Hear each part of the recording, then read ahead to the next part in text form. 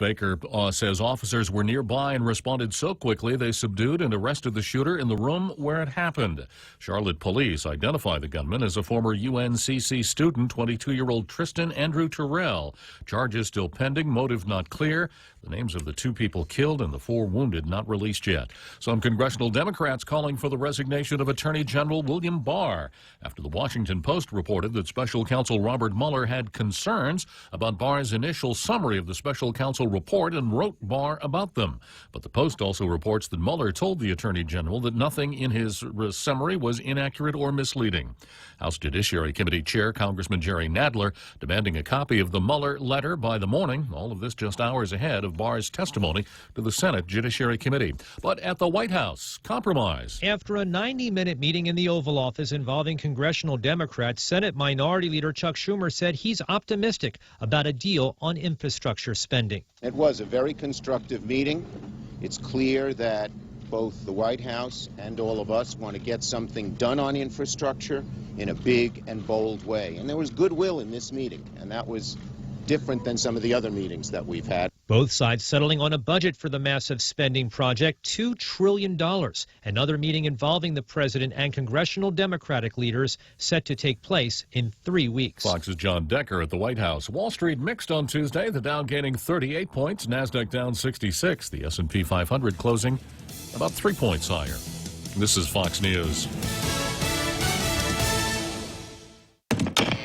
Hi, welcome to the Subway ad for the new Sesame Ginger Glazed Chicken Signature Wrap. How would you like it? I'll take a... Sports announcer at home? Yeah, how'd you... We just know. My wife picks up the new Signature Wrap. It's got double the rotisserie-style chicken mixed with a sesame ginger glaze. She appears annoyed at me, but she shrugs it off. Those sweet and savory flavors are calling her name. She lifts the wrap and she takes the bite! Incredible! And now she's closing the door on my... Subway, make it what you want. Limited time only at participating restaurants. Double meat based on average 6-inch sub.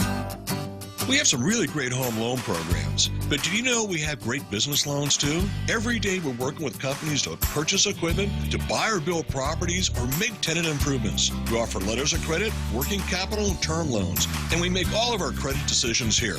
Commercial loans, commercial banking from Bank Pacific.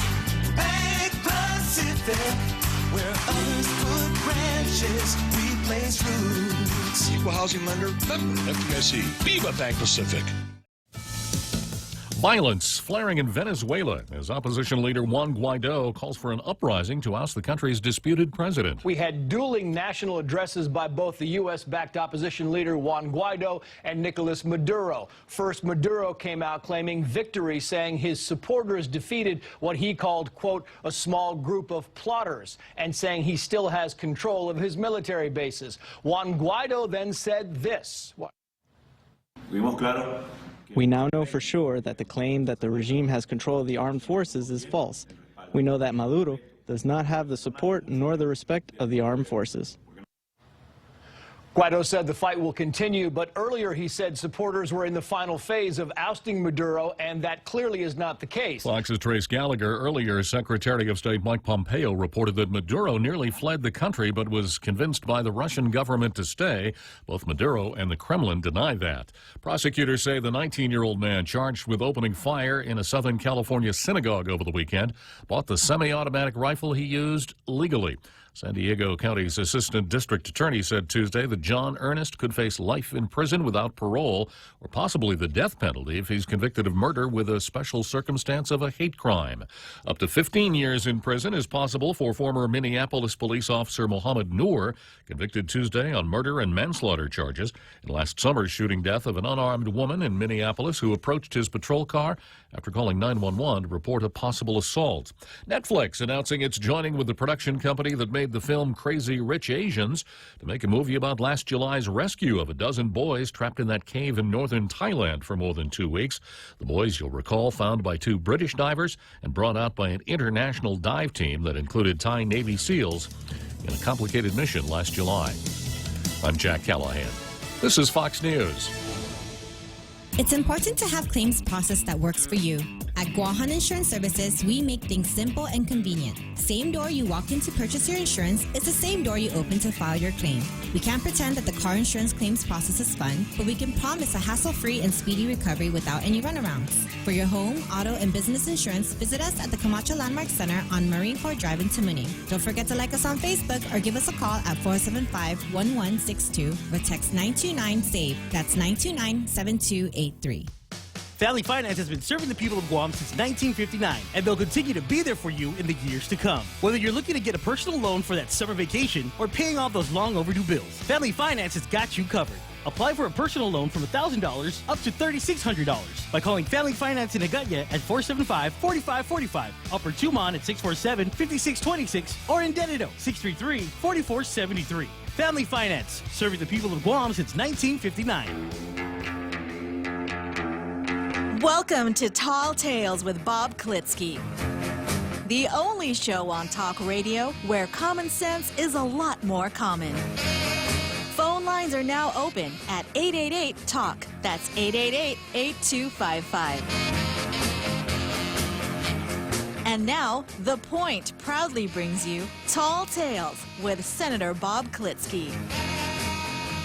A well-regulated militia being necessary to the security of a free state, the right of the people to keep and bear arms shall not be infringed.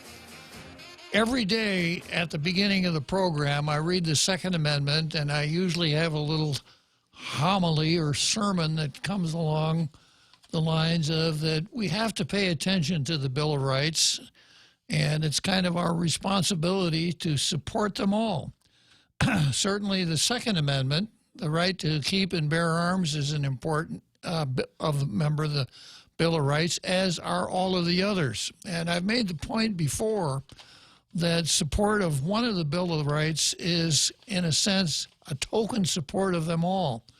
I've also made the point that those who would deprive our international radio listening audience of the right to keep and bear firearms would mount their attack, perhaps not on the Second Amendment, but on the First, and attempt to restrict freedom of speech so as to allow their message to penetrate while ours is silenced.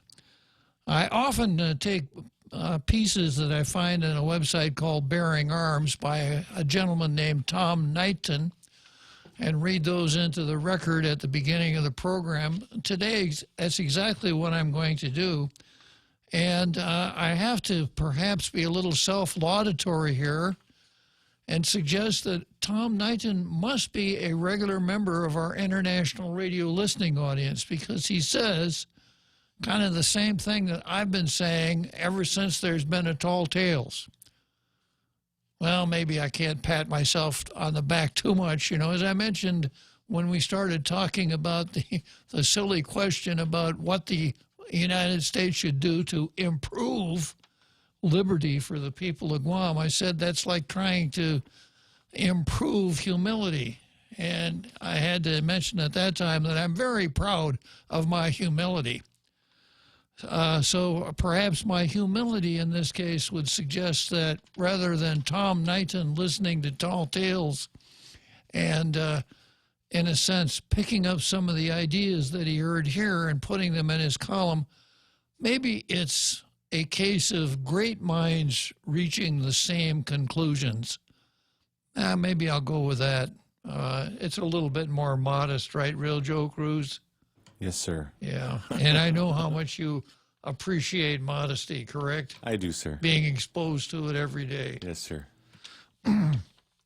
So,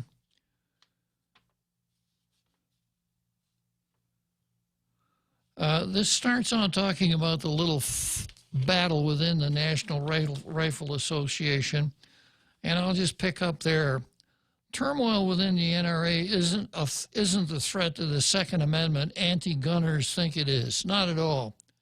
As John Lott points out, there's something far more insidious that should concern gun rights supporters.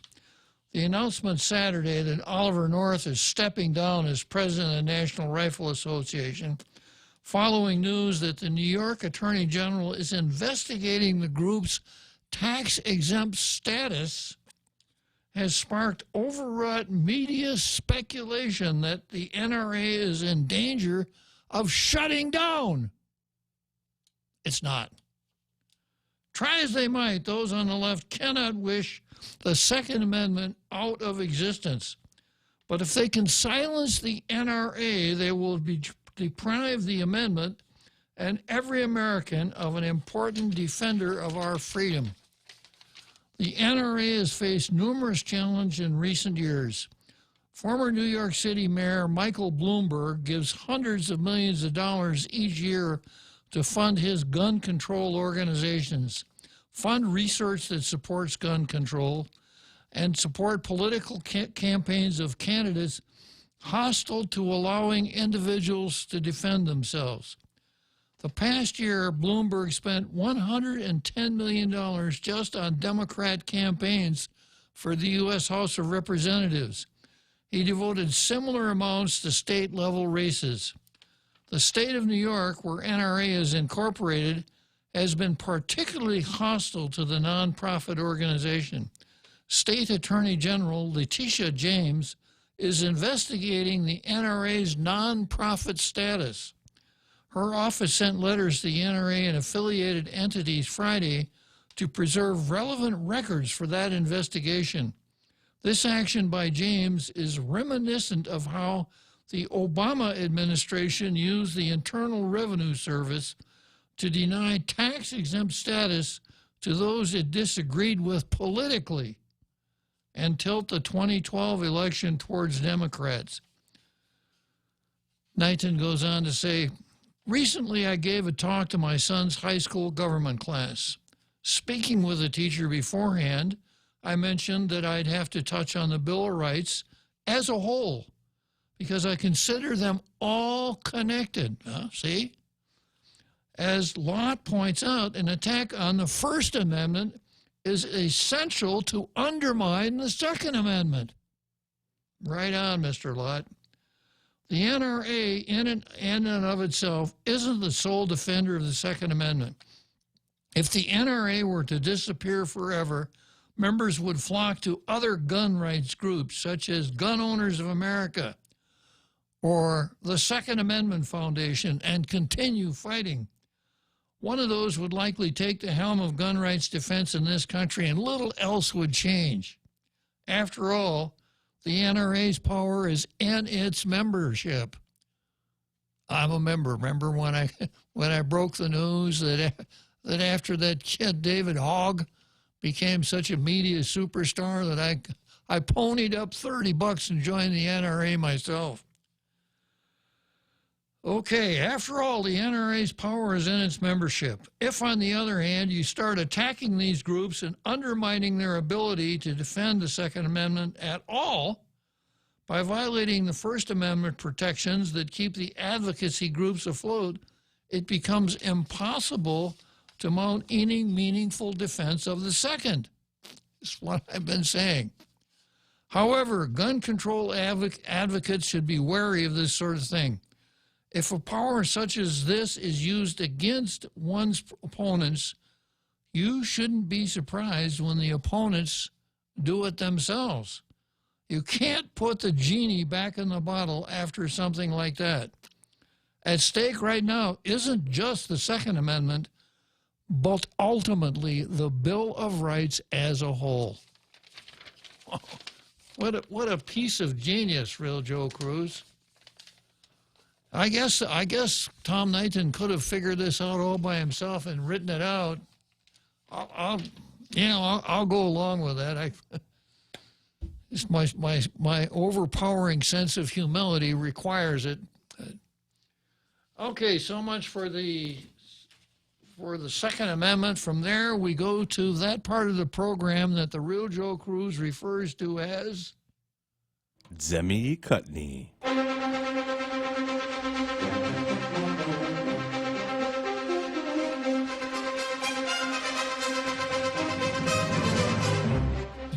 Klitzkie, a bilingual, backwards play on words, meaning meet the press.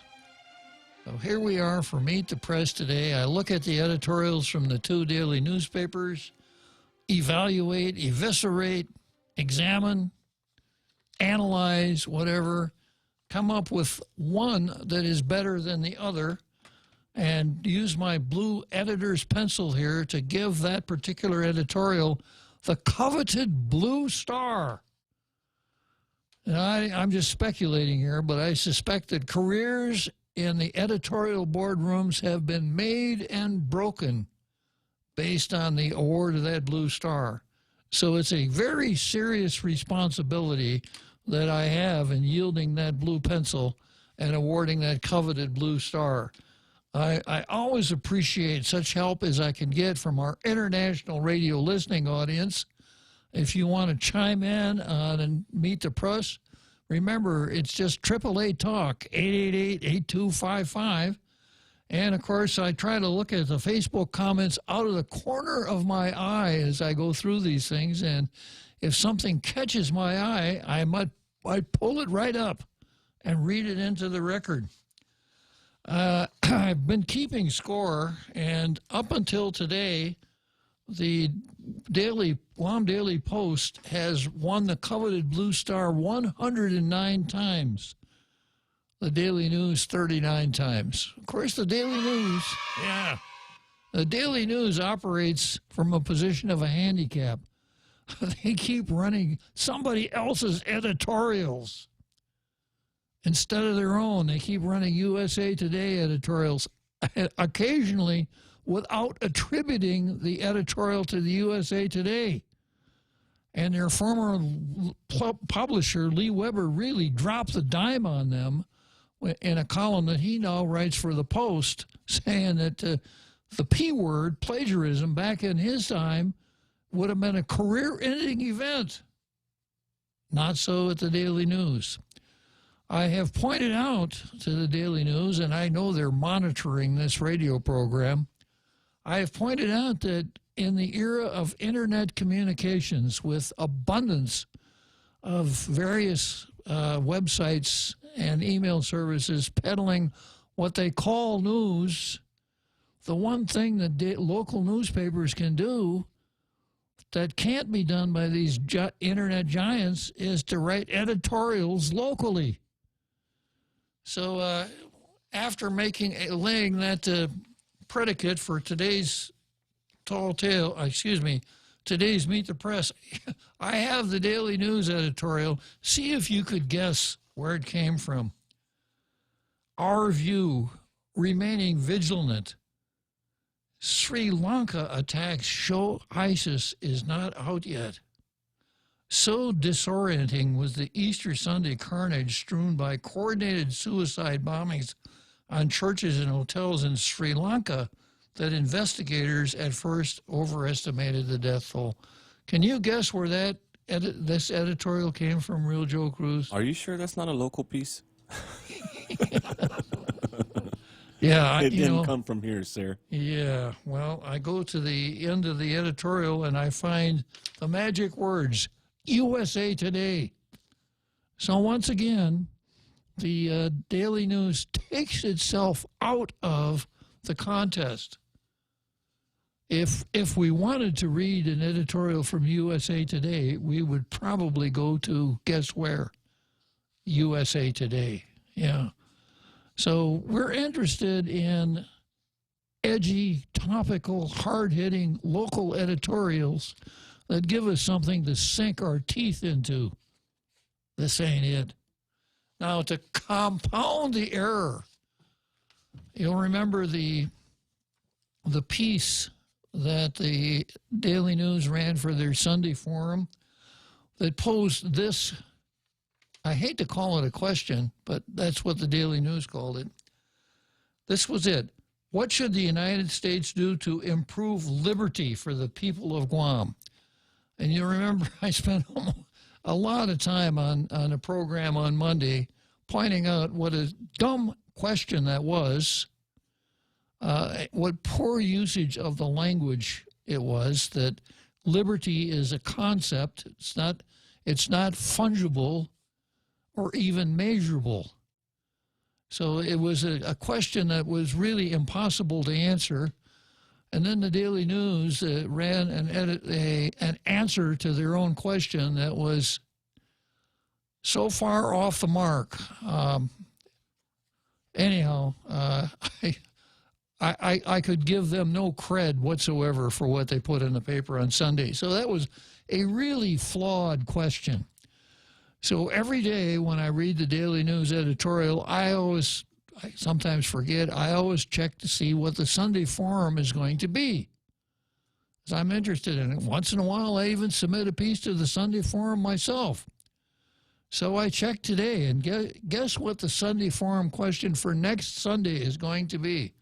Here it is. I'm reading straight from the paper. The Pacific Daily News invites readers to join us in discussing some of the hot topics in the news. Next Sunday, what should the United States do to improve liberty for the people of Guam? That was last Sunday's question. Now, I could draw two conclusions from what I have here in my hand, what I just read. The first conclusion is we screwed it up so bad that we want to take another stab at it this Sunday. So we're going to try to write an editorial piece about liberty instead of the old axes that a lot of people like to grind.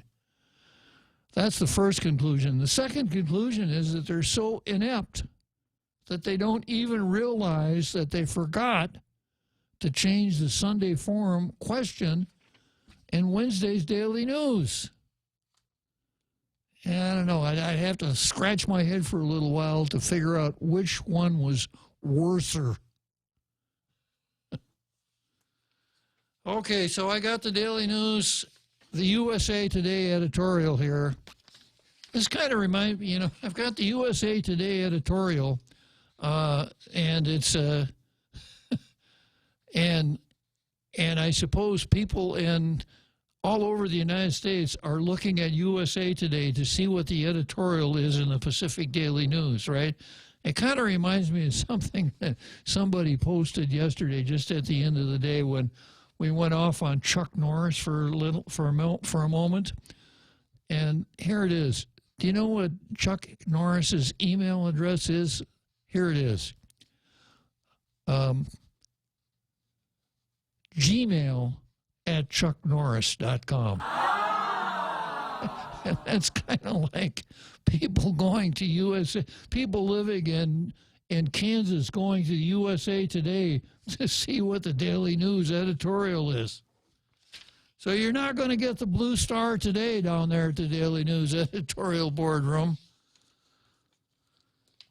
I feel a little charitable, or I would give you a really low grade, like F-. Okay, and then we come back with the Post. And the Post, I can't remember who it was that said it, but it'll come to me, I suppose, before the program is over. But it's something along these lines. 90% of success, of being a success, is just showing up. And that works for the Post. They show up every day, and they write their own editorials. They run an occasional WAPO editorial on the weekend, but not on weekdays. So here's their editorial for today. Proposed changes focus on sex assault victims, not perpetrators. Karina Farang, president of the Guam Family Justice Center Alliance, shared one of the most important comments at a hearing on Monday on a set of bills dealing with sex assault involving minor victims and older teen perpetrators. Farang gently cautioned senators who received public input on the proposed laws that further discussion should be held to ensure any changes in the law, quote, are for the benefit of the victims. Now, that's kind of negatively pregnant with the phrase, and not the perpetrators. We hope a majority of the senators will listen. The proposal will give the prosecutors the discretion, that is, the proposed bill will give the prosecutors the discretion to charge a minor defendant with the misdemeanor criminal sexual conduct instead of harsher charges with tougher penalties. The proponents seem to want to spare a convicted teen from a lifetime of being branded as a sex offender. Without a change in the law, predatory sex crimes require a defendant to be listed on the sex offender registry. Now, after in the wake of Paul Santos Mofnas Jr., I suspect 99.9% of the people out there in my international radio listening audience are saying, yeah, of course, put him in the sex offender registry. The bills, though, introduced with input from the Guam's Attorney General's office, which wants more discretionary leeway on handling cases involving a teen suspect and a teen victim, cannot possibly pass the way they're worded. The measures aren't exactly an easy read. Good legislation should be crystal clear and should remove the potential for confusion or misinterpretation. The bill's author, Senator Tina Munya Barnes, said one of the bills would, quote, only cover victims who are 14 or 15 years old and their consensual sex with 16, 17, or 18-year-olds.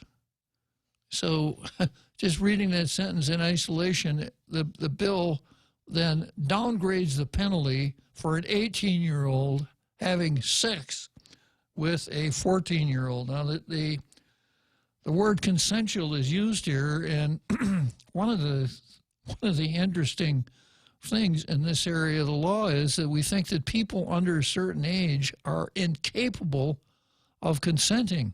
People under 18 are incapable of consent to enter into various kinds of contracts. It's a protection for minors. And if any minors need protection, it's in this area of the law. Going back to the editorial, if these bills become law, a prosecutor would be able to charge a suspect with a third-degree criminal sexual conduct as a misdemeanor. Kind of like a, oops. Ron McNinch, an associate professor at the University of Guam, was one of the first to raise concerns about a now convicted former UOG professor who sexually assaulted some of his students, is among the most vocal of our concerned citizens about the message this legislation could send. While he recognized the, quote, good intentions of the bill towards more prosecutorial discretion, McNinch said, I believe that a 14-year-old cannot give consent. Well, your belief is correct there, McNinch, unless the law is changed so that a 14-year-old is recognized as being capable of consent. I don't think a 15-year-old can give consent, McNinch said. We agree. We don't think we want the community, we want to be a community that signals even unintentionally to an 18-year-old or a 17-year-old that it's okay to prey on 14 or 15-year-olds. It just ain't right. This should never be okay. Something about this set of proposed changes in the law doesn't sound right. We urge senators to give this set of proposals a lot of thought and care. Victims of sex abuse should be at the front and center of local senators' lawmaking goals and actions. Not perpetrators, but victims. And making it easy for prosecutors should not be a primary goal either. There are many more questions that need to be asked, Aaron said, adding that criminal sexual conduct laws in other jurisdictions are much more clear and concise. Well, we've been talking since the Peter, as you were, the Paul Santos Mofnos Jr. case about taking a look at our entire criminal justice system, our statutes dealing with pretrial release, sentencing, parole, incarceration, etc. This just doesn't seem to be the time to liberalize any law dealing with criminal sexual conduct on a child.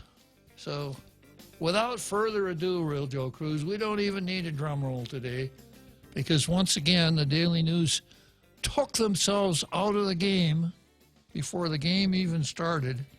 So the coveted Blue Star, once again, goes to the Post.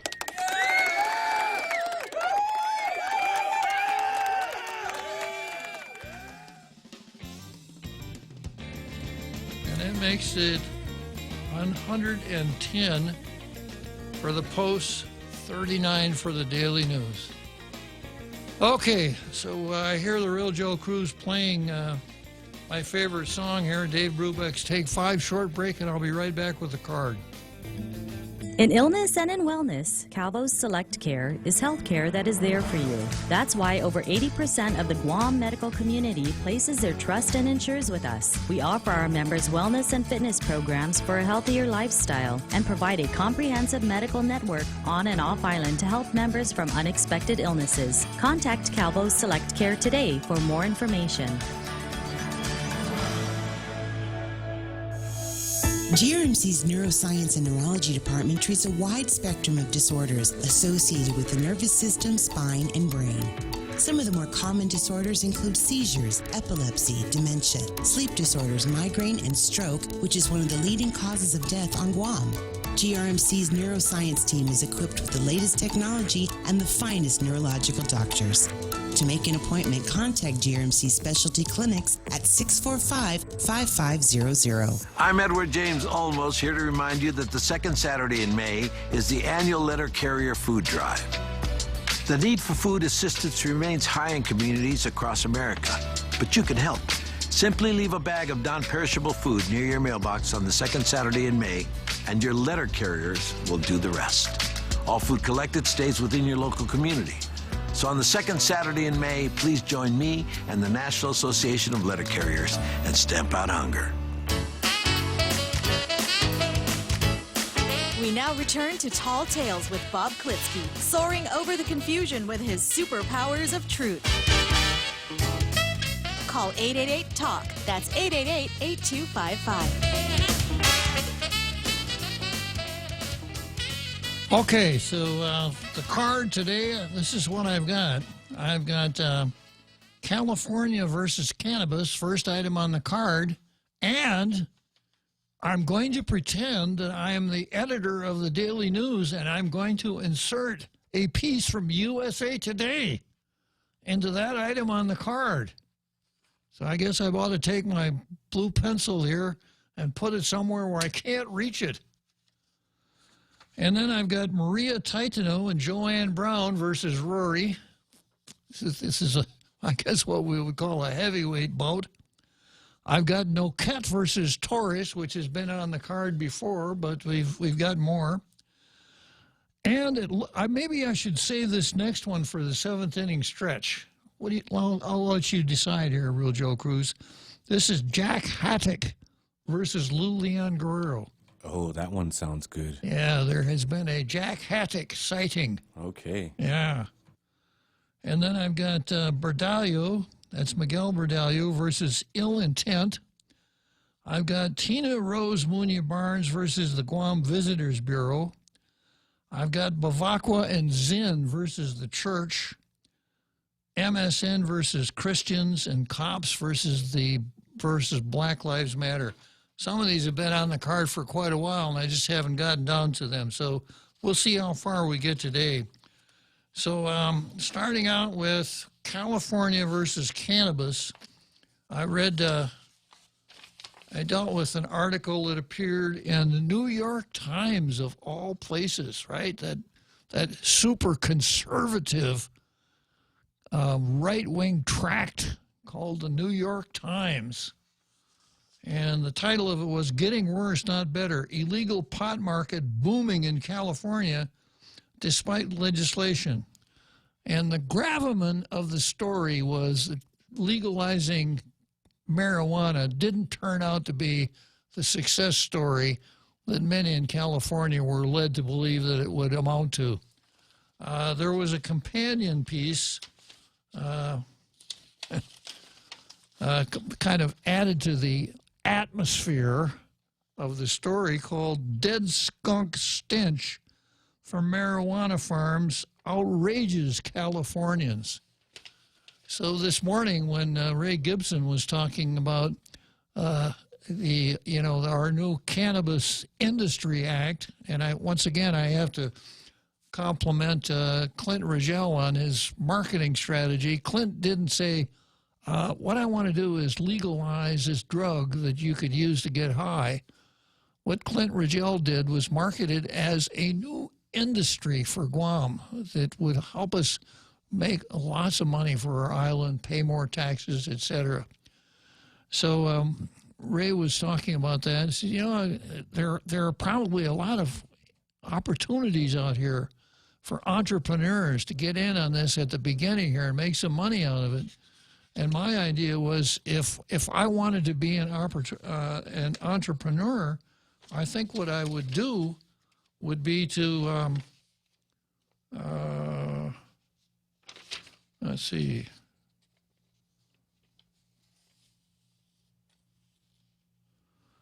This article says, in Santa Barbara County, cannabis growers confronting the rage of neighbors are spending hundreds of thousands of dollars installing odor control systems that were designed for garbage dumps. So I guess if I wanted to get in the ground floor here in our new cannabis industry, something that might be really attractive would be to be a dealer and installer of odor control systems. Because I have a suspicion that the people on Guam will be no more enamored by a dead skunk stench than the folks in California. So anybody else who wants to go into the odor control system business, go ahead. And when you get up and running, just make sure you give credit to Tall Tales. That's where you got the idea. Think I could make money selling clothing pins to those salty people to put on their noses? I suppose that would be the personal version of the odor control. Yeah, of odor control. Yeah, those spring-loaded clothespins that you could use to close off your nose. Good call, Real Joe Cruz. Paint them up, decorate them. Some would be, perhaps they could match your shirt. So you'd probably have to have 25 of them so that you could properly construct your wardrobe around your personal odor control device. I like it. Yeah. Well, it just goes to show you, Clint's really onto something here. With this new industry on Guam, there's no telling where it can go. Okay, next item on the calendar. Oh, wait a minute. I got something else here that I was going to read into the record here. Yeah, that was just a preface for what I got out of USA Today. And here's what I found in USA Today. It's an opinion piece by Sally Schindel. And its headline, "There's nothing funny about today's highly potent marijuana. It killed my son." Now, I know that guy over there in that lazy boy, the guy I call the smart one, he's saying, "Nobody's ever died from an overdose of marijuana." I can hear it. I can hear it coming back over the airwaves. And here's what the article said. Modern medical marijuana is much more potent than your father's pot brownies of the 1990s. And that potency is taking a toll on mental health. As attorneys argued over a section of an Arizona law that differentiates between marijuana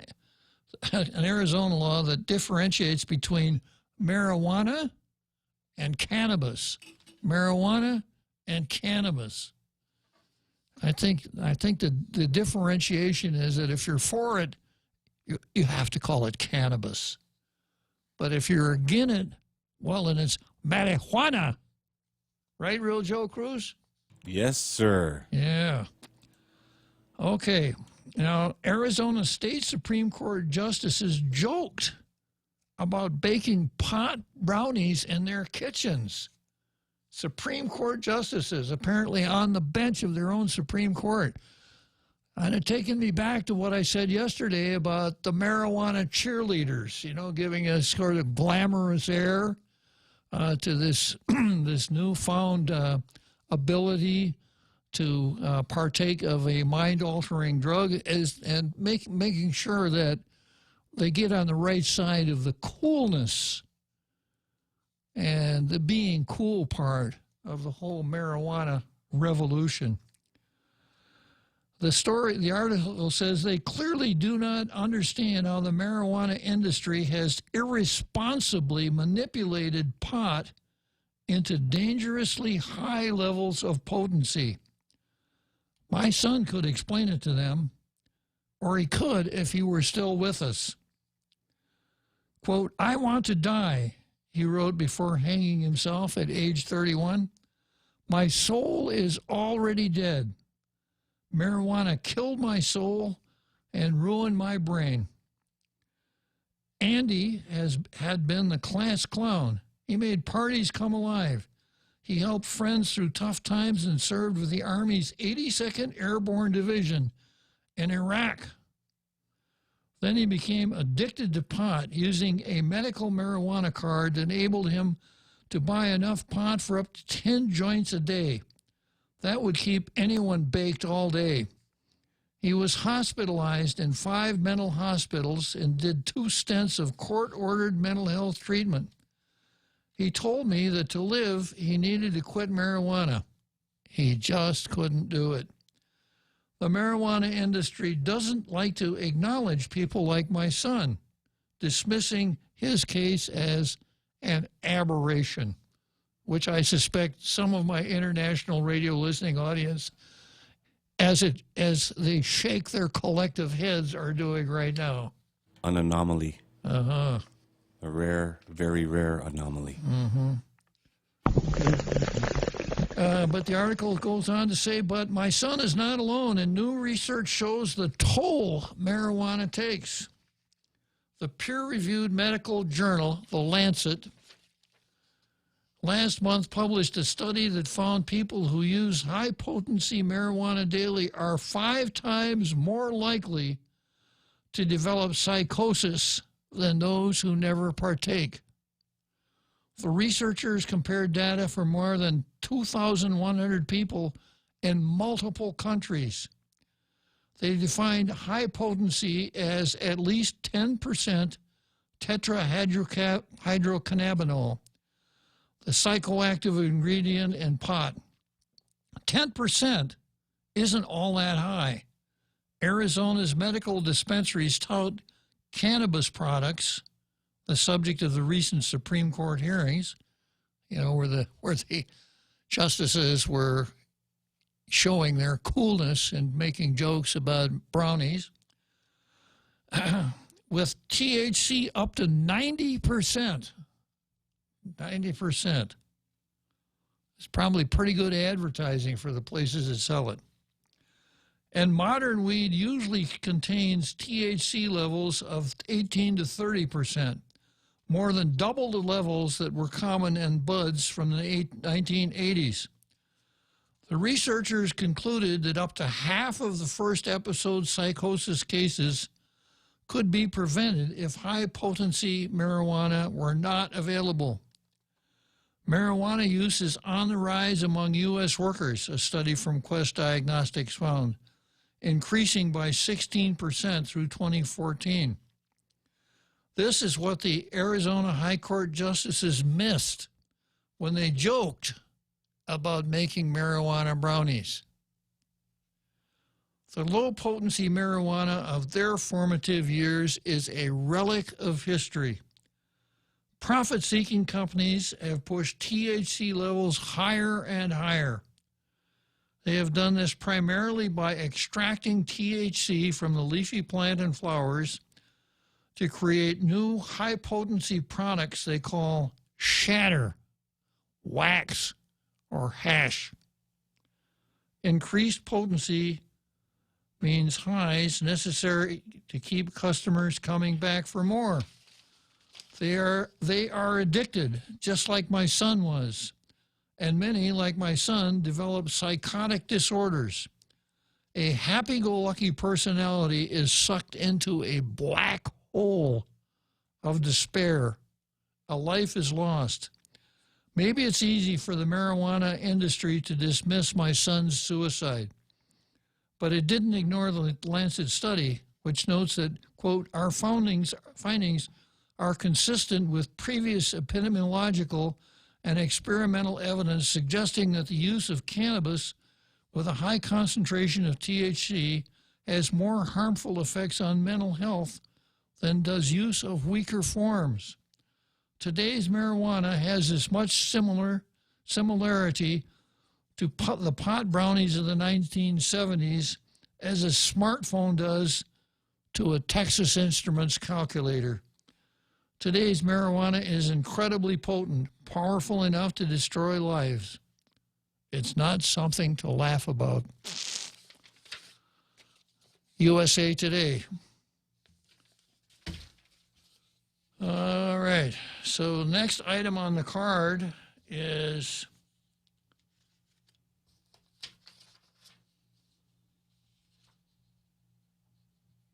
Maria Titano and Joanne Brown versus Rory. And this bit has several dimensions.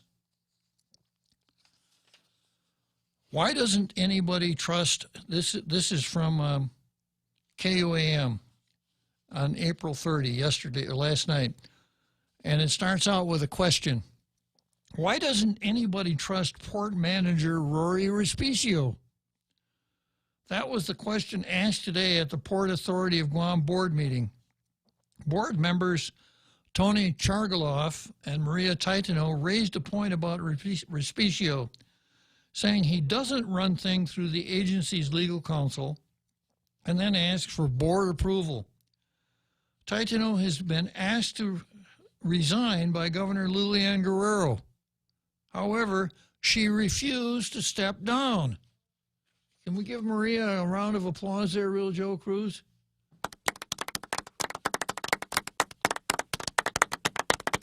Is that it?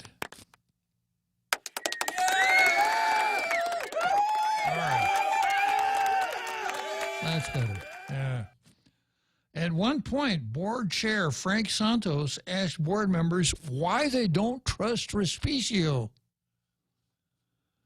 I wonder if Frank Santos has somebody over at the Daily News write up his questions for him. If the question is, why don't you trust Respicio?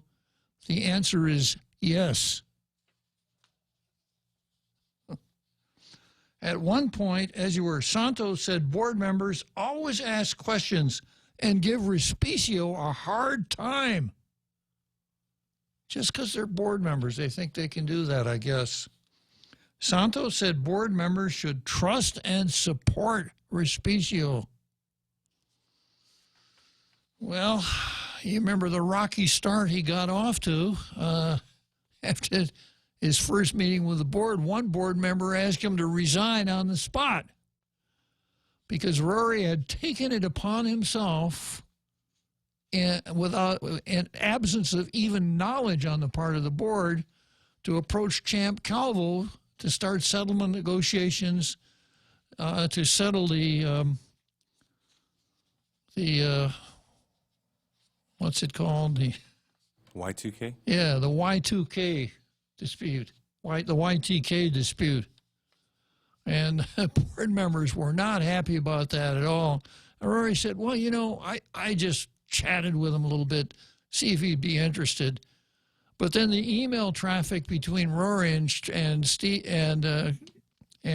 Champ showed that wasn't correct, that they had even gone so far as to determine where they would do the mediation. The board members weren't happy about that. And at the same meeting, Rory said, we got to get rid of Mike Phillips. We got to get rid of him and hire in-house counsel. And at the same meeting, he also announced that he had appointed the deputy director of the port to set up a task force to examine the cases of the Port 7. which are in the court and civil service commission system right now. Rory figured that this just wasn't fair, and he was going to have that task force do the right thing. The right thing, I think, we're probably going to see means wash out the cases and give the folks back pay. Along the same lines, a person in the audience at a later board meeting named Yoshida stood up and read a petition that really praised Rory. Rory said he was greatly humbled by that petition, which was right. And it turned out that Mrs. Yoshida's husband had been fired and in a case before the Civil Service Commission. So with all these things going on, trust? I don't know. And do I hear Take 5 playing in the background? It's so soft, Real Joe Cruz. I thought it was a hearing test. I didn't want to drown out your voice, sir. Good call, Real Joe Cruz. Okay, short break, and then we'll be back for the last few minutes before the big halftime show.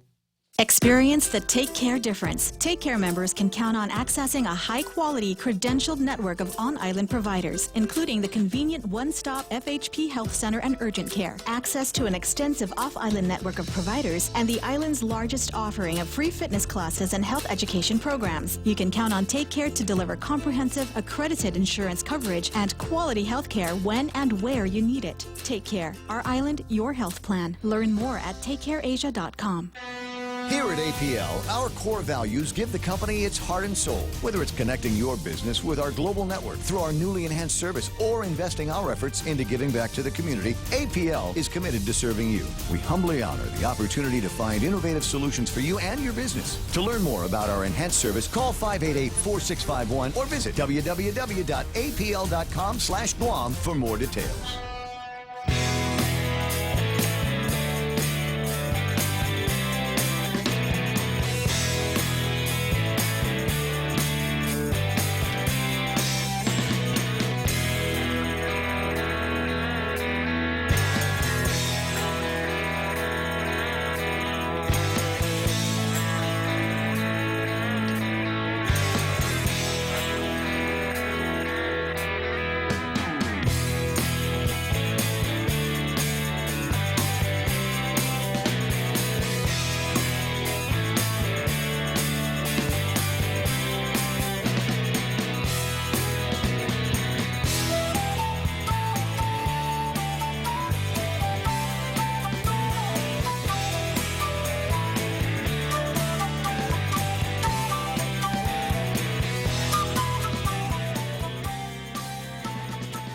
So I have a story here from KUAM, and it talks about big money, which, you know, I've been talking about ever since Connie Shinohara was appointed by Rory to set up that task force to investigate the Port 7.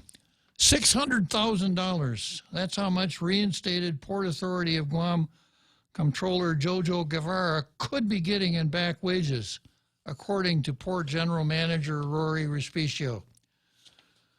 The Supreme Court ordered the port to pay Guevara back wages, and today the port voted to pay Guevara based on his base salary at the time of his termination. Port GM Rory Respicio put the blame for the payout squarely on former Port GM Joanne Brown's shoulders. This is court-ordered and the first of many payouts for the port. Respicio tells KUAM News, Joanne is the gift that keeps on giving, and all her poor judgments over the years now come with a hefty price tag. Guevara was terminated from the port in 2012 for allegedly certifying funds that were not available. He is only one of the Port 7 to return to the work at the port. The adverse actions were issued by then Deputy Port GM Anisha Terlahi, while Port GM Mary Torres was on leave, according to Brown. I signed the adverse actions when I came on board, but I didn't know when Mary was aware of Guevara's actions. Now, let me read that sentence again. I signed the final adverse actions when I came on board, but didn't know when Mary was aware of Guevara's actions, Brown said. The Supreme Court made the determination as the result of a civil service case that Mary was aware of Guevara's actions 62 days prior. Now, the Mary here, of course, is Mary Torres. And we have a rule that makes it very difficult for management to take discipline against employees, especially when the employees have committed misconduct that they attempt to conceal. And the rule says that a manager, a director, has 60 days from the day that, I was going to say he, in this case it would be Mary, she, but that isn't right either, is it? They, sir. A manager has 60 days from the day they know of the misconduct. And if a final notice of adverse action is not in the hands of the employee on the 60th day, it doesn't matter what the merits of the case are, the employee wins, the so-called 60-day rule, which is not a good rule. But I don't want to complicate this this particular issue by going into that. Sometime when I got a little time, I'll tell you why the 60-day rule is not a good rule. But in this case, then, the Supreme Court made the determination as a result of the civil service case that Mary Torres was aware of Guevara's actions 62 days prior. And as the story unfolds, we find that the commercial port, the port board of directors fired Mary because of the way she handled this case. So if she knew about it and didn't take any action, and the time was allowed to run, how does that work out? Not very well. Not very well, I would say. It kind of brings up the question, if a director is part of a plan to do something against the rules of an agency, and the time starts to run when the director knows about it,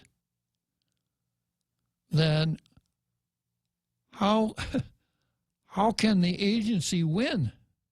That's the case here. If Mary knew about it 62 days earlier and didn't take the necessary action, then the agency could not have won because the 60 days ran. And then, of course, we know the rest of the story is that when Dan Tydenko, who was the chairman of that board that fired Mary Torres, came before the legislature in a confirmation hearing for an appointment to the airport board, Mary Torres took it as her special task at the end of the hearing to speak up and say that Dan Tydenko was a bad person and had no business being on that airport board. And if you read Talina Nelson's committee report, she based her decision not to send the committee the matter forward to the floor based on Mary Torres' statements. So this gets pretty complicated, doesn't it? Okay, I'm going to come back to this right after our big halftime show.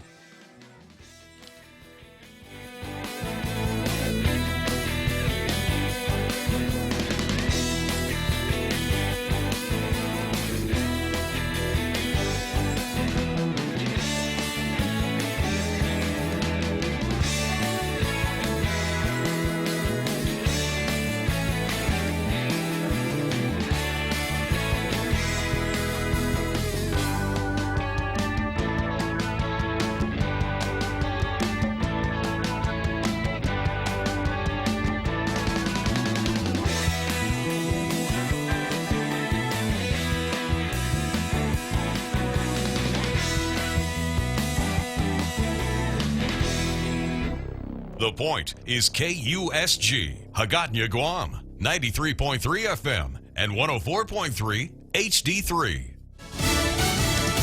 The special counsel had concerns. I'm Jack Callahan, Fox News. The Washington Post reports that Robert Mueller wrote to Attorney General William Barr after he released a 4-page summary of the special counsel's report. Mueller reportedly wrote that the summary did not fully capture the context, nature, and substance of his work. But Mueller also reportedly did not dispute the summary's accuracy. According to the Post, when Barr pressed him whether he thought Barr's letter was inaccurate, Mueller said he did not, but felt that the media coverage of the letter was misinterpreting the investigation. Fox's Kristen Fisher, House Judiciary Committee Chairman Jerry Nadler demanding to see a copy of the Mueller letter by the morning. Senator Mike Lee of the Senate Judiciary Committee asking Fox News at Night why. What do they have left to complain about? Well, perhaps they didn't like the way it was characterized by the media. But they own the media for the most part, and they should take that up with the media, not with the Attorney General. Attorney General Barr will testify about the Mueller report before the Senate Judiciary Committee at 10 in the morning. $2.2 trillion. That's how much President Trump and Democrat congressional leaders have agreed to spend on fixing infrastructure following a White House meeting. It was a very constructive meeting. Senate Majority Leader Chuck Schumer, they'll meet again in 3 weeks to begin planning specifics. 2 people are dead, 3 still critical following a shooting on the campus of the University of North Carolina, Charlotte, late Tuesday. I think that all of it happened very quickly. Obviously, for us to get in the room and take him into custody, it occurred fast. He never had time to even get out of the room. That's Campus Police Chief Jeff Baker. The alleged shooter has now been identified as 22-year-old Tristan Terrell, reported to be a former history major at UNCC who dropped out this semester. If police know the motive for the shootings, they've not shared it yet. Tuesday was the last day of classes at the University of North Carolina, Charlotte.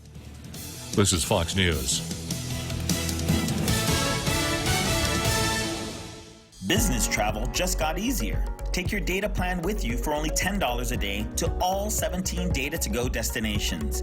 Never worry about additional data roaming charges when you go where your business needs you. The US, China, Thailand, and so much more. Have the assurance you need to check emails, surf the web, and stay connected. Call 688-2677 today to make sure your account is Data2Go ready. Docomo Pacific. Better together. Get a Coke 12-pack for only $3.49 when you fuel up on $35 or more of premium high-performance fuel. Conditions apply. See stores for details. Circle K. Take it easy. Get a dozen extra-large eggs for only 49 cents when you fuel up on $35 or more of premium high-performance fuel. Conditions apply. See stores for details. Circle K. Take it easy. Get a case of Circle K water for only $2.99 when you fuel up on $35 or more of premium high-performance fuel. Conditions apply. See stores for details. Circle K. Take it easy. The child endangerment conviction of former Penn State University President Graham Spanier has been thrown out by a federal judge on the eve of his prison sentence. The judge issued a decision that gives state prosecutors 3 months to retry Spanier. He had been due to report to jail early Wednesday to begin serving a minimum sentence of 2 months. Spanier was forced out as president shortly after Jerry Sandusky's 2011 arrest on child molestation charges. In 2012, Spanier was accused of a criminal cover-up, although many of those charges were dismissed by an appeals court. Spanier's lawyers argue the application of the law to acts that occurred years before the measure was passed violated the U.S. Constitution, but the judge did not agree with their argument that the statute of limitations had been improperly applied. Lisa Lacera, Fox News. Former Minneapolis police officer Mohammed Noor convicted Tuesday in the shooting death last summer of a woman who had called 911 to report a possible assault near her home. Noor, who said he fired Justine Damon as she approached their patrol car, said he feared for his partner's safety. He'll be sentenced June 7th. Bail denied for the 19-year-old suspect in Saturday's shooting at a synagogue in Southern California. John Ernest charged with murder. Will they tinker with interest rates? We'll find out later today when the Federal Reserve Board wraps up its 2-day meeting.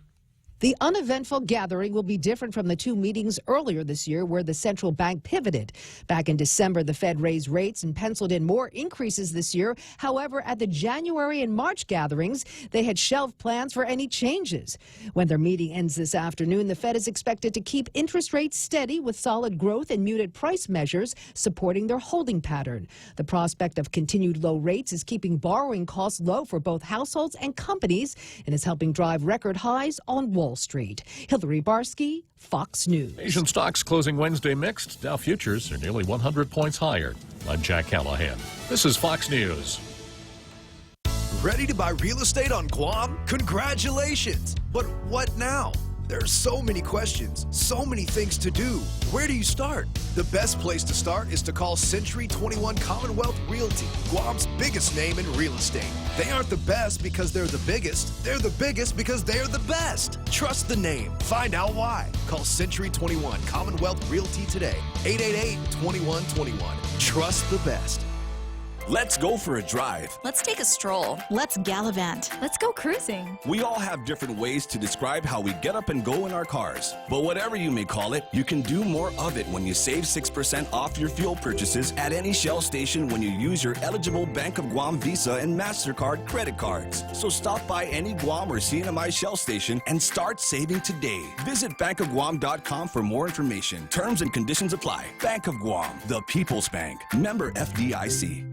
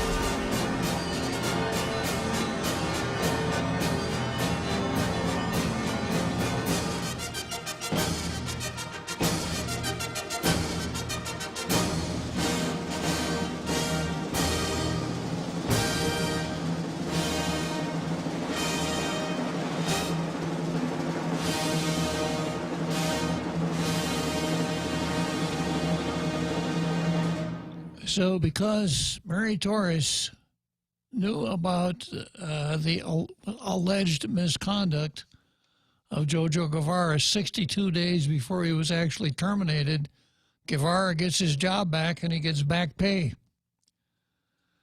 The article goes on to say Guevara is asking the port to pay him back wages and any increments or bonuses he would have received if he had still been employed by the port. And then from Port Legal Counsel Darlene Hitton, he wants back pay for increments he never earned. Respicio and Port Deputy GM Finance, Connie Shinohara, said Guevara's back pay will cost at least $600,000. However, Hitton said any employment earnings Guevara earned during the time he was terminated from the port should be deducted from his back wages payout. Now, I'll explain that here. And in the law of contracts, one who breaches a contract, the non-breaching party, in the case of a breaching party, has a duty to mitigate damages. In this case, if he was fired, he had a duty to go out and find another job. And if he didn't, then he wouldn't be entitled to any back pay if he didn't try. And regardless of what kind of job he found, the money that he made working is set off against his award of back pay. The doctrine of mitigation of damages. It's an important part of contract law. It's nothing new. It's nothing made up special for Jojo Guevara. So some proofs would have to come forward as to how much Guevara made during the time that he was not working at the port. And Rory, if you want to build up trust, then you will publish a complete accounting when you figure out how much Guevara gets back and how much mitigation of damages there was. If you just try to slide it by and say, oh, well, we cut him a check for $600,000, you're not going to build any more trust than what you have right now. The board instructed Shinohara to work with Port Legal Counsel to vet the amount Guevara will be paid. Meanwhile, Port GM Brown, former Port GM Joanne Brown, said the court's ruling does not exonerate Guevara from any wrongdoing. It's very unfortunate that the ratepayers of Guam have to pay for the illegal actions of Guevara certifying funds that were not authorized in the port budget, Brown said. He got off on a technicality, and is not innocent of what he was charged with in his adverse action that led to his termination. Got off on a technicality. Respicio countered by saying the port is, quote, paying the bill for the sloppiness of Brown and the port legal counsel. A sloppiness. So if you're going to fire somebody, you can't be sloppy in the process of doing it. Of course, Rory kind of took the position that they shouldn't be fired at all. Okay, so this is an ongoing story. I will keep track of it for you, and I will continue to bring you up to date on the latest details.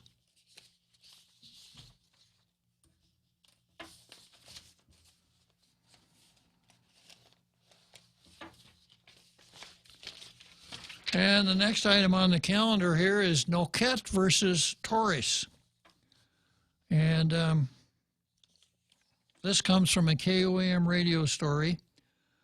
The founder of an organization that aims to address sexual harassment and workplace misconduct in the federal judiciary is on Guam to deliver a speech before the Guam Bar.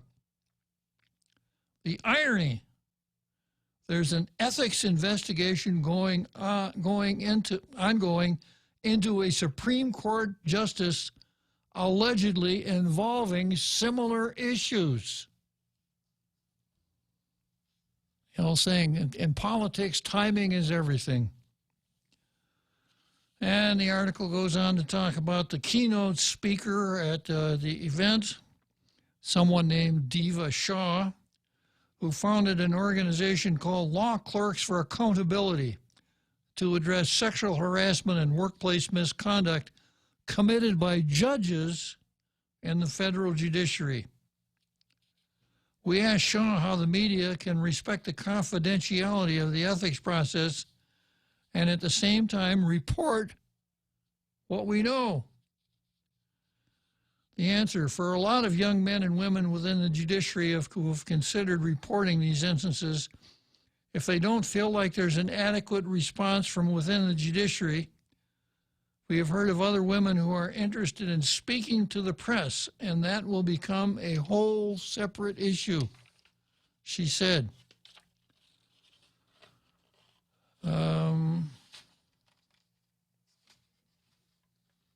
See if I got the right page here.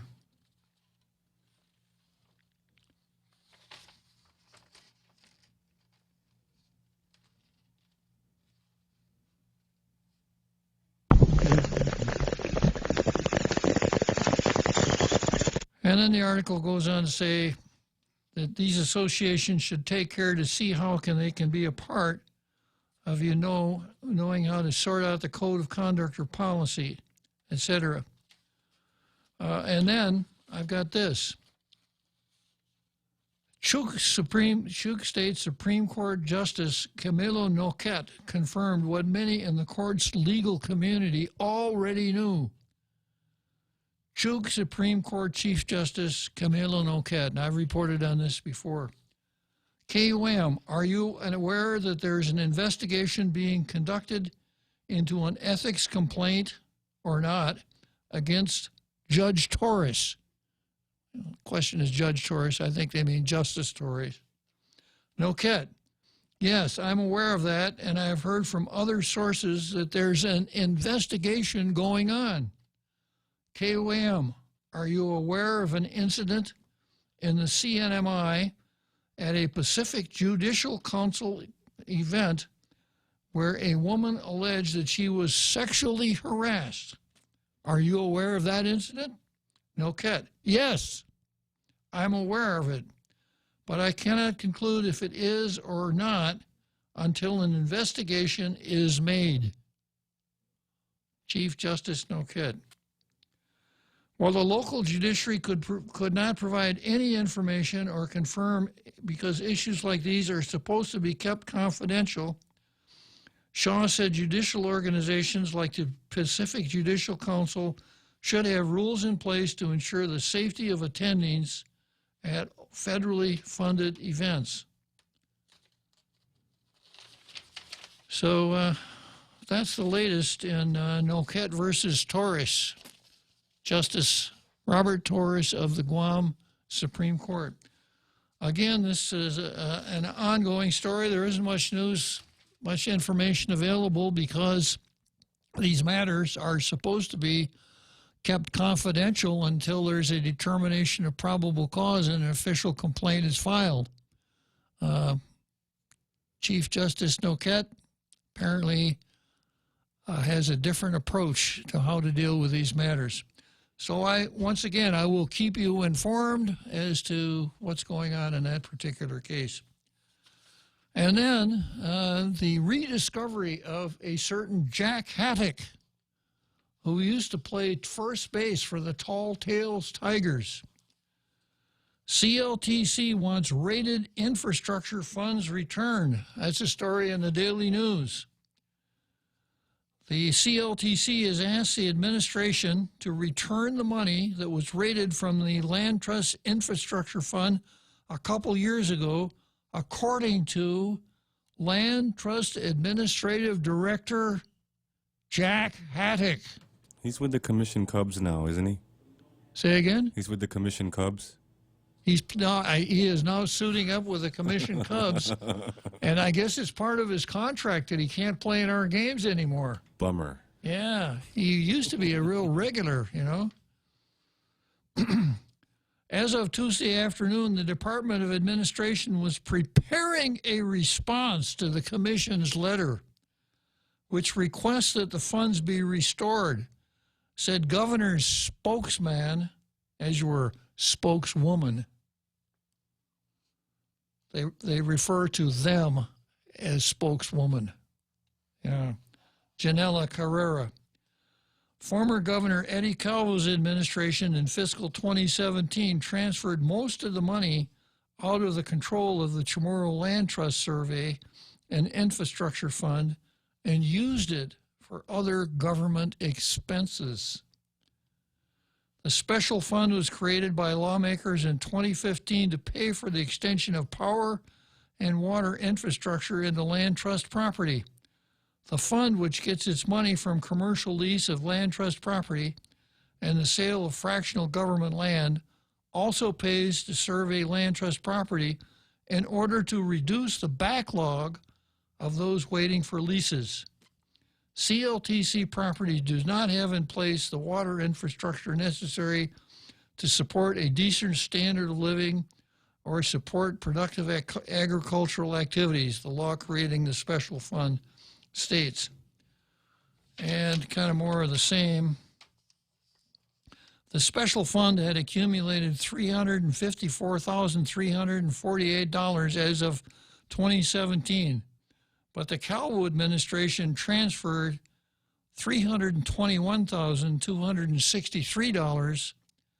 The balance of the fund was spent on power, was transferred that money out. The balance of the fund was spent on power infrastructure and to mail notices related to the Land for the Landless program. The Calvo administration also raided $4 million from a fund intended to upgrade the island's 911 system, $4.3 million from a fund to build and maintain public schools, $2.5 million from a recycling fund. Governor Leon Guerrero has said her administration will return the 911 funds by late May and will keep special funds separate from all other government funds. The CLTC is also working to maximize its commercial leasing proceeds that would go into the Survey and Infrastructure Fund to help fulfill its purposes, Hattick said. So here's how I see this. Jack Hattick is the administrative director for the Land Trust Commission. The governor raided money that was in the Land Trust Commission's account. Hattick has now petitioned, as the story says, the Department of Administration I think probably it should read the Director of Administration. It's pretty hard to petition a department. And, of course, the Director of Administration is directly under the supervision and control of the governor.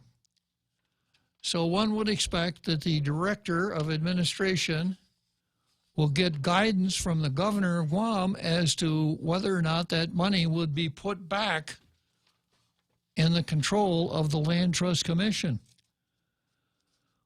One might have thought that the administrator of the Land Trust Commission would have cleared this with somebody at the front office before he came forward with it.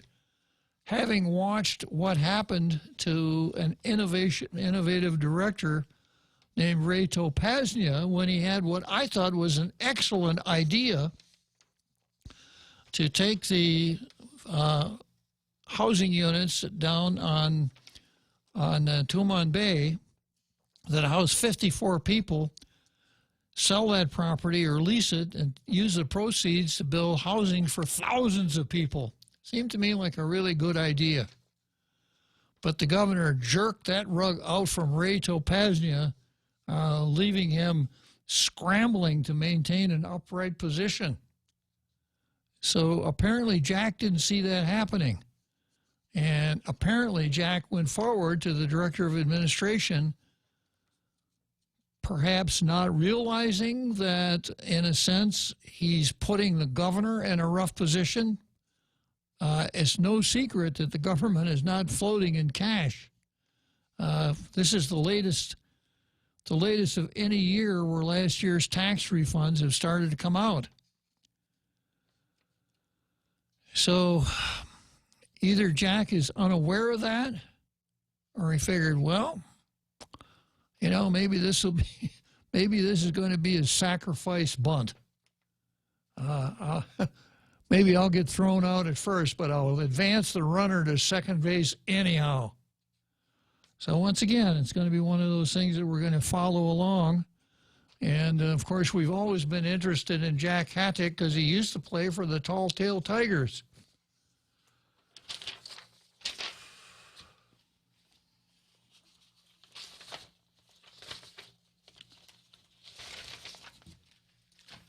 Next on the card, finally getting down to this one,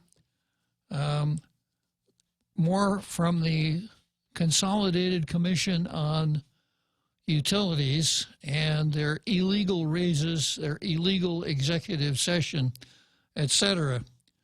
And the Attorney General blew the whistle on the CCU and said, you can't do that. You can't do those things in executive session. You got to pay the money back. And my advice to Joey Duenas, who has been the face of the CCU in this matter, has been, Joey, don't try to finesse it. Just pay it back and pay it back right away. It only took 22 seconds in open session to approve the wages, so act with the same amount of alacrity in collecting the money back from the people who shouldn't have gotten the raises. Well, one person who got a raise apparently really wants to do the right thing, and that would be General Manager Miguel Bordallo. And you'll recall that a couple of days ago, one of our Toms called in and boosted Mike Bordallo, saying this guy, you know, came to the waterworks. It cost him a little money to come from where he was to the waterworks. He wants to do the right thing. He wants to be of service to the public. And he came to the CCU meeting last night and gave him a check and paid the money back. Remember that, Real Joe Cruz? Which one of the Toms was that? Not sure. Was it Mr. Poole? Of course. Yeah. Yeah. Mr. Poole. Mr. Poole. Dr. Tom Poole. Dr. Tom Poole, yeah. Veterinarian extraordinaire. Yeah. So he got a nice verbal pat on the back from Tom Poole. Here's what the article says. Guam Waterworks Authority General Manager Miguel Bordallo will be returning his $10,000 bonus and additional payments he received as a result of a salary increase approved by the CCU in November 2018. He made the announcement during the public comment portion of a CCU meeting Thursday afternoon. But before rescinding his pay increase, Berdalio said, media reports and commentary.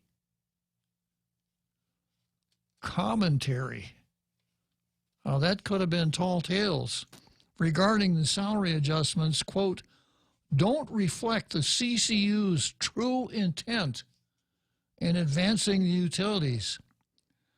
The suggestion of any ill intent or bad faith by anyone is simply ridiculous. Unfortunately, this is what's out there, and however far from the truth it is a distraction to me from the important work that needs to be done. And while the board has not provided any direction on this issue pending consultation with council, as I said, Joey just said it should have done it instead of trying to finesse it and tap dance around to, well, we've got to consult with council before we, yeah. And as a professional, I understand and respect the process that needs to occur. I nonetheless want publicly and on the record to return the bonus and pay the amount that I received to date. Good. The Attorney General determined that pay adjustments received by Berdalio and other officials, as well as the executive management at the Power Authority, must be paid back because the CCU had violated the open government law by discussing salaries behind closed doors. Berdalio's annual pay increase from $175,000 to $190,000. GPA General Manager John Beneventi hasn't publicly said he'd return his $25,000 bonus. Beneventi didn't get a raise from his $225,000 annual pay. The law requires that all discussions around salary, salary level, and salary adjustment of any public employee must be held in public. Any action in violation of this law is void ab initio, Attorney General Levin Camacho said. Now here we get to Joey again. CCU Chairman Joey Duenas has taken responsibility for the situation, stating that it was his, quote, mistake because he did not move salary discussions into the public part of the meeting. The CCU did move into public session after a closed-door meeting, but only briefly to approve the pay increases. Salaries will be discussed in public moving forward, Duenas said, and although personnel evaluations will be discussed in private. I don't know about that, Joey. You better be careful about what you discuss in executive session. Duenas said he has asked GWA and GPA attorneys, who also received pay raises, to review the matter and determine the process for complying with the Attorney General's determination and Guam law. A little free advice here, Joey. This is what you need to do. If you need board action on it, I don't know that you even do, but if you do, somebody makes a motion, let's collect back the money that shouldn't have been paid out because of our illegal action. Now, you've got HR people there and you got lawyers there.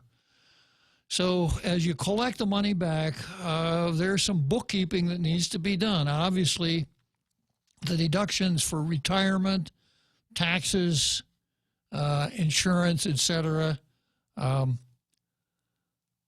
those deductions were made. So it may very well be that your HR folks have to enter into agreements with the other agencies involved to credit the amounts that were deducted against future liabilities, and it would be done. But what the public is looking for from you, Joey, is we're going to pay this back and we're going to do it right away. Not we're going to consult with counsel, and let's see what else he said. We're going to consult with counsel and we're going to have a special meeting, etc. And going back, Miguel, to what you said, about trust. When you do something behind closed doors, it's a matter that is going to arouse suspicion. The board did it in November behind closed doors, and it never came to light until just very recently. This is going to arouse suspicion. And the way that the CCU board handles it is going to have a lot to do with how long the suspicion lasts. So when you come back and say the suggestion of any ill intent or bad faith is simply ridiculous, well, it's ridiculous to dismiss it so lightly when the open government law is such an important part of our governmental scheme. And when it's been in the news more than once, I think we could expect that people on boards and commissions would have great familiarity with the open government law, as would legal counsel. So to dismiss this as simply ridiculous, I'm going to do it myself. So to dismiss it that way is simply ridiculous. And now the action is for the CCU to regain some of the trust that it lost by taking prompt action, saying we're going to collect the money back, we're going to do it right away.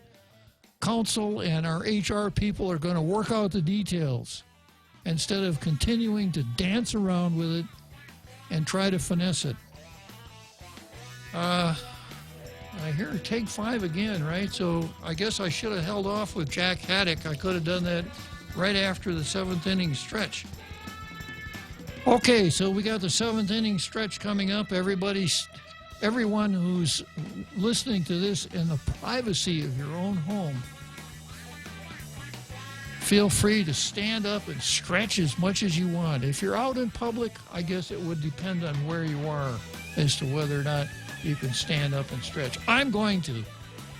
Whether you're going grocery shopping, taking the kids to the mall, or going to work, you need a reliable car that can take you where you need to go. A reliable car also needs reliable insurance. Let Nanbo Insurance make your auto insurance easy and uncomplicated.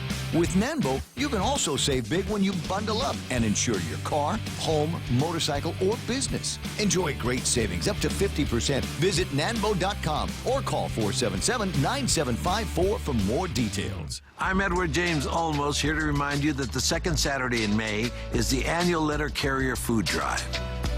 The need for food assistance remains high in communities across America, but you can help. Simply leave a bag of non-perishable food near your mailbox on the second Saturday in May, and your letter carriers will do the rest. All food collected stays within your local community. So on the second Saturday in May, please join me and the National Association of Letter Carriers and stamp out hunger.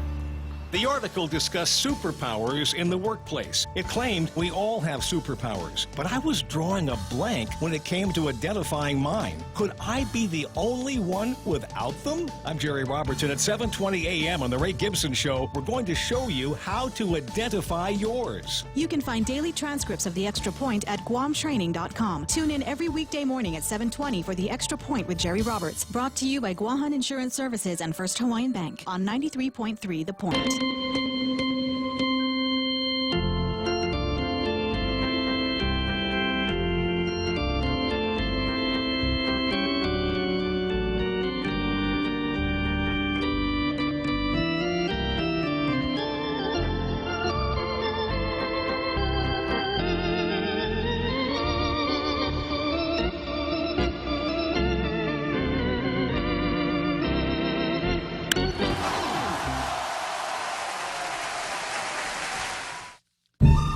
So Jack Haddock smacked the ball straight to the Department of Administration. This one's going to go for extra bases. The fans are on their feet. Everyone is cheering. Man, that Jack can really hit the ball. Okay, next item on the card is Tina versus the Tourist Attraction Fund. And this is a story that ran in the Post a couple days ago. I'm just now getting to it. Speaker Tina Munya Barnes has introduced 15 bills that would bypass a cost-cutting provision in the 2019 budget law. Leave it to Tina. By requiring Guam Visitors Bureau to allocate a total of $615,000 from the Tourist Attraction Fund to 15 local nonprofit organizations. The bill would restore the practice of using TAF revenues for nonprofits, which was removed in the 2019 spending plan. Unlike in prior years, the 2019 law, page 108, section 3, states, quote, the board of directors of the Guam Visitors Bureau may allocate from its budget not more than what each nonprofit received in the prior spending year. 7 months into the 2019 fiscal year, and the GV board has not allocated any of its funds to any of the 15 nonprofits. The nonprofits complained to the Speaker, who in turn introduced Bills 108 through 122, which appropriate money from the TAF to GVB for each individual nonprofit. We're just making it mandatory that GVB provide funding for these nonprofits, Barnes said in a texted response to the Daily Post.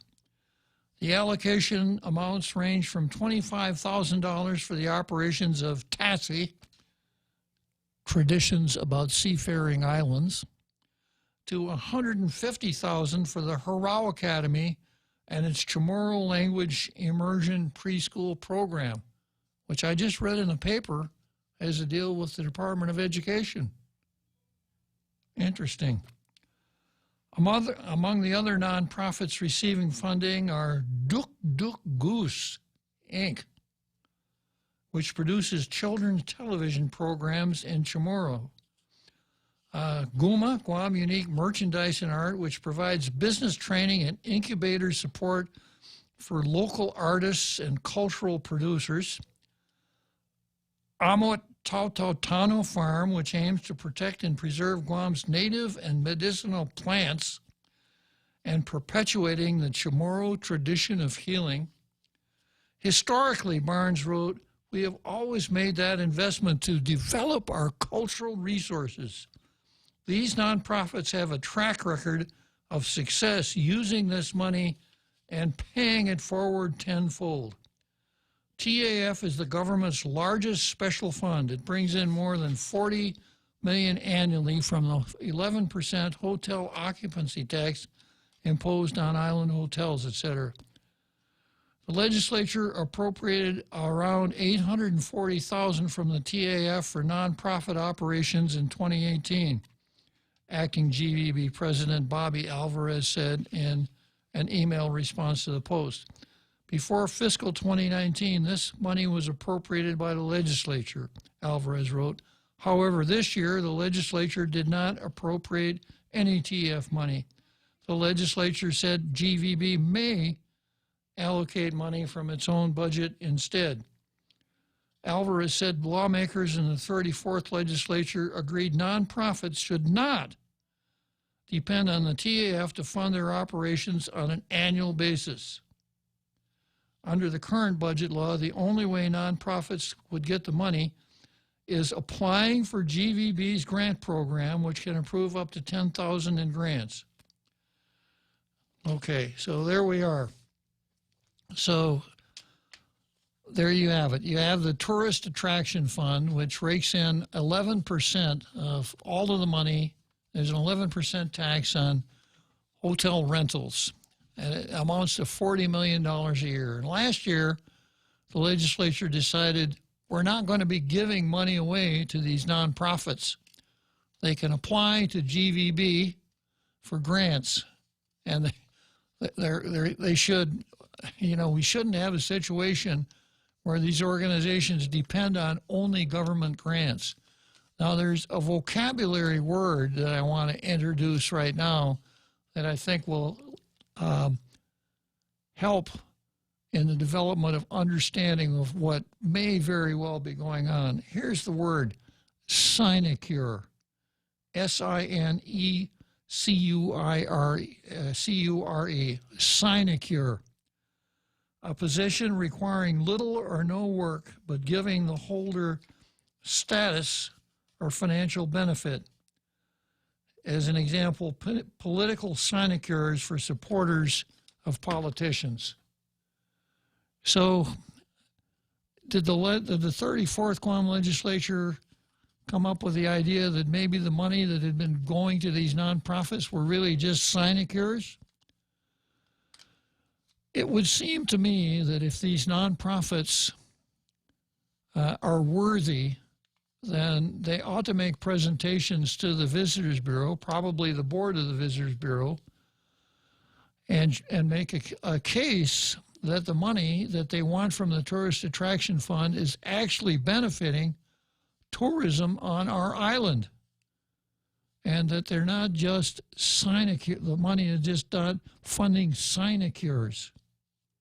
It seemed to me that that would be a good way to go, instead of just saying, well, yeah, you know, we're going to give you $20,000. We're going to give $150,000 to the Hurrah Academy and its Chamorro language immersion preschool program, when, according to the news I saw, Hurrah was entered into a deal with the Department of Education. So how do the two fit together? Are we funding a sinecure? Or how about Guam Unique Merchandise and Art, which provides business training and incubator support for local artists and cultural producers?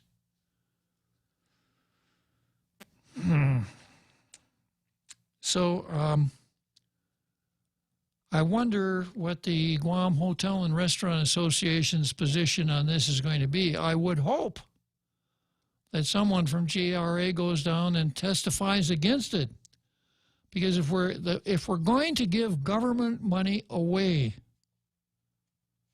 as a taxpayer here, I want to make sure that we're getting our money's worth, that we're not just giving money to somebody because we like them, or they're nice people, or they're on the right side of the political stripe, or because we've always done it, etc. If we're not going to get our money's worth, then let's not do it.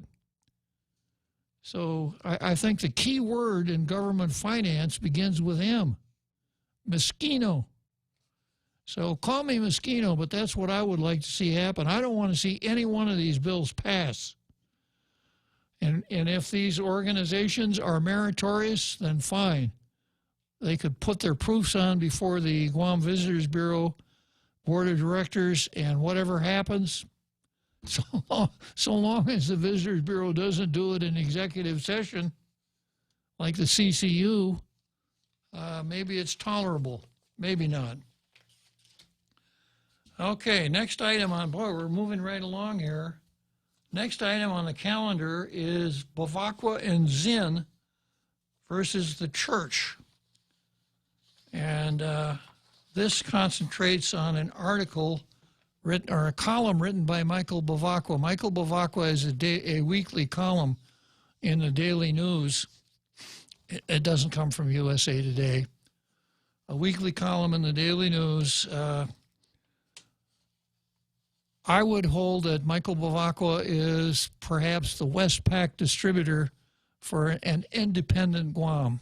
He is quite outspoken, and it leaves very little ambiguity in his position that Guam should be sovereign and completely independent from the United States of America. His efforts, from what I can tell, have turned the Commission for Decolonization into the Commission for Chamorro Independence. And Bavacqua's columns all pretty much come from the same stripe. I would characterize them as attempts to gaslight the people who live here into thinking that they really are really getting screwed, that the United States has been a really poor country to be affiliated with. It has shortchanged everybody, but especially Chamorros over the long run, and that we would be much better off if Guam were an independent country. Now, my own suspicion is this, that this is not what he says, but I have a feeling or a suspicion that maybe there are folks in that movement who would like to see the United States territory of Guam replaced by an independent socialist republic of Guam, a real utopia here in the Western Pacific.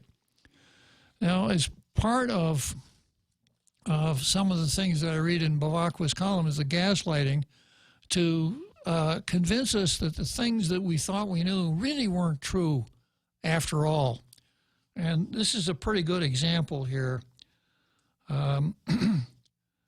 This is not Bavacqua's column. This is a part of a feature that the Daily News has been running called Beyond Liberation, an Island Shaped by War. And they've run several different articles dealing with how World War II changed the island of Guam. And this is how this one goes.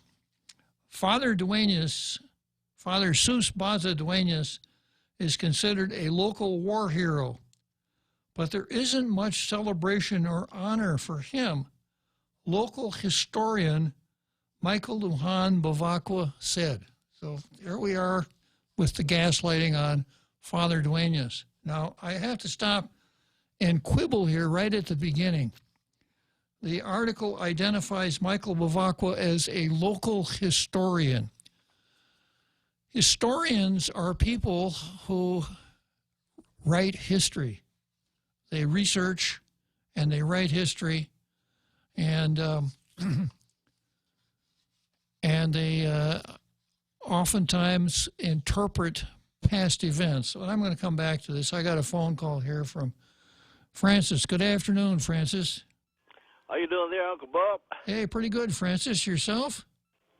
All right, we're doing fine. I was going nuts here trying to find out what radio station you were on and your number, and I had to call operator to find out. So, well, I guess I have your number here. So yeah, well, I'm glad you found me because, I've been wondering, gosh, whatever happened to Francis?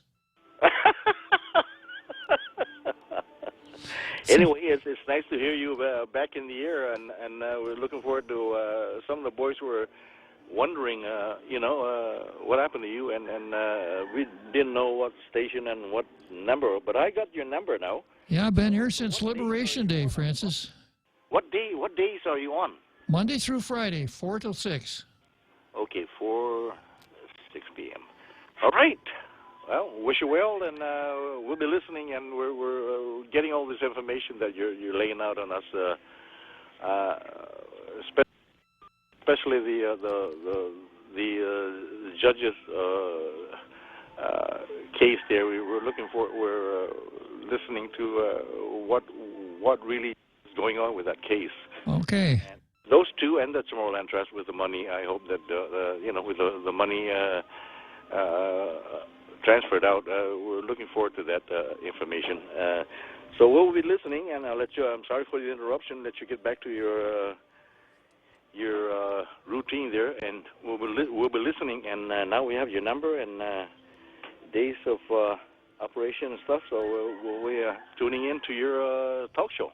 Glad you called, Francis. And when it comes to Chamorro Land Trust and getting the money back, we've been rooting for Jack Haddock here going way back to last year. So we're going to continue to root for that guy and hope that he gets a good result. Thanks for calling, Francis. Okay, so I guess there were some people who were saying, whatever happened to Bob? Yeah, so this first sentence here, Sus Baza Duenas is considered a local war hero, but there isn't much celebration or honor for him, local historian Michael Lujan Bavacqua said. Now, being a historian carries a certain responsibility with it. Robert Underwood wrote a nice column about academic freedom. Academic freedom means that you not only have the freedom to speak out, but you must be accurate and truthful. And I would hold a person who is a historian to the same standard. If you are a historian and you report on past events, a high degree of objectivity is often expected. Interpretation should be identified as such. So when when the Daily News identifies Bavacqua as a historian, it reminds me of a guy named Howard Zinn. Oh, I'm sure you never heard of Real Joe Cruz. But if you get into identity politics, critical studies, etc., Howard Zinn is a star. Howard Zinn wrote a book called The People's History of the United States. And I wouldn't say that the cover should be red, white, and blue because it's such a patriotic book. It's anything but. Am I hearing bumper music again? Okay. Yep, it's that 5:50 break. All right, I'm going to come back here to Howard Zinn right after the break.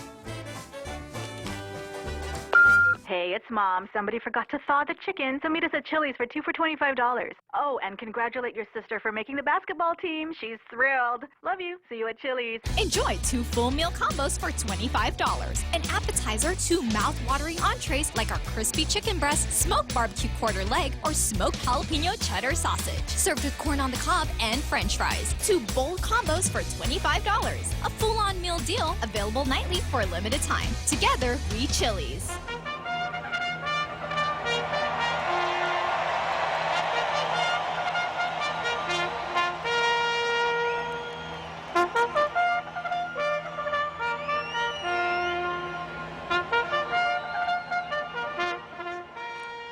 Churchill Downs, the call to the post. That means we're in the home stretch of Tall Tales for another day. That means I've got about 8 minutes to go to wrap things up here today for another exciting, informative episode of Tall Tales. But don't worry, the real Joe Cruz and I will be back tomorrow for more Tall Tales. Right now, one of our Toms has finally surfaced. Good afternoon, Tom.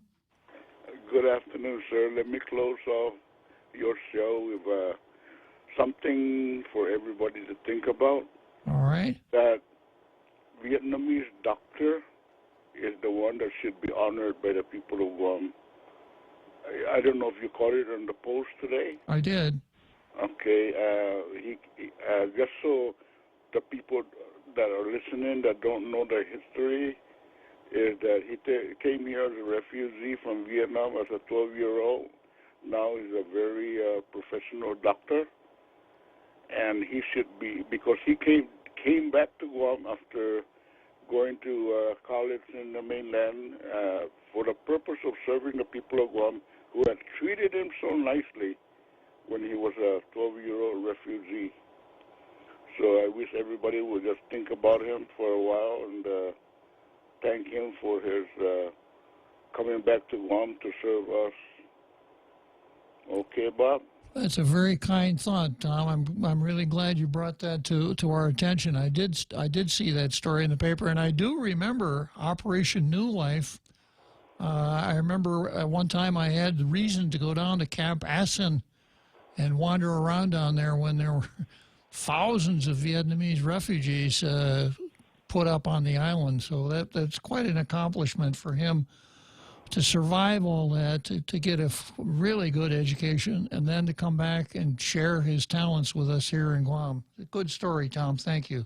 Okay, Bob. Thank you. I'll listen to you tomorrow. Okay, thanks, Tom. Yeah, bye. So, yeah, Howard Zinn, a classic agent provocateur who holds himself out as a historian, but Dinesh D'Souza, who doesn't hold himself out as a historian, took Howard Zinn on and brought up one of Howard Zinn's quotes, which I have right here in front of me. He says, Howard Zinn says, "I had a modest goal when I became a teacher. I wanted to change the world." Well, fine. It's good to want to change the world. We change the world, in very small ways right here from the studio of Tall Tales. But I don't hold myself out as a historian. I'll tell you, I'm really, really interested in history, and I've done a tremendous amount of reading about history, and I used to be a history teacher, but I ain't a historian. And I'm not going to present my ideas to you as the ideas of a historian. I'm not going to be a candidate for the Ann Hattori Award, who keeps publishing that old alien people's falsehood about one of the Insular cases. I'm not going to do that. So I see Bavacqua in the same light. He's not a historian. He's not out to change the world. He's out to change the island. And all of the stuff that he does is directed in one direction, an independent Guam. So if you happen to read this, I think you have to discount the part where he's called a historian. I just happened to look out of the corner of my eye here and notice that Lady D, Denise Legaspi, posts and says, I wouldn't call Mike a historian. I would call him a radical dreamer. Okay, well, you're probably kinder than I am, Denise. So this is what Bavacqua says. Father Duenas is considered a local war hero, but there isn't much celebration or honor for him, Bavacqua said. Duenas was beheaded by Japanese on July 12, 1944 at Ta'i after being tortured in Inarajan. Bavacqua did years of research on Father Duenas and was surprised at how little the priest is honored on Guam. And I'm surprised he hasn't slipped the word colonialism in there, but I suspect he will. There's an annual Mass held at the St. Joseph Church in Inarajan on July 12, and members of Father Duenas' family attend and parishioners from the village. Inarajan Mayor Doris Lohan said, Bavacqua said there really isn't anything else that is done besides the annual Mass, which he thinks is strange, since Duenas was a heroic figure during the war. He said it's interesting that the village of Inarajan has adopted him and sees him as their own when he was a much larger figure when he was alive. Duenas was one of only 2 priests during much of the Japanese occupation and took care of the southern villages and also led the Catholic Church as a whole. Duenas, Polly Scott Colvu, and Reverend Joaquin Sablan were the only 3 local religious leaders during the war, Bavacqua said. The Japanese would have almost weekly meetings with the religious leaders and would try to tell them what to preach during the services, Bavacqua said, while Sablan and Calvo would agree with the Japanese to appease them and not plan on saying anything. Duenas would outright tell them no. He was indignant. He was willing to go much farther to speaking his truth and speaking his feeling and speaking out for the people. During those meetings, Duenas would be straightforward with the Japanese. Bavacqua said those were the kind of things that got you killed by the Japanese, but Duenas wasn't afraid. During that time, many people looked up to Duenas for being outspoken, Bavacqua said. The Catholic Church built a school in Duenas' honor after the war and named it after him near the area where he was beheaded. Bavacqua said it was a beautiful testament, but the church hasn't done very much else to promote him. Archdiocese of Agana Director of Communications, Tony Diaz, said the church celebrates Father Duenas during annual Mass at the Inarajan Church. Duenas is entombed at the church, and the Archbishop usually celebrates Mass in his honor. And more. I hear the end of Tall Tales kind of echoing in my ear there, but another attempt here. Let's come along and tell us that the Catholic Church isn't doing enough to honor Father Duenas. More kind of the same routine to convince us that the things that we thought we knew, we really didn't know after all. Okay, so we'll be back tomorrow, 4 o'clock. The Real Joe Cruz and I. More Tall Tales. I'll see you then.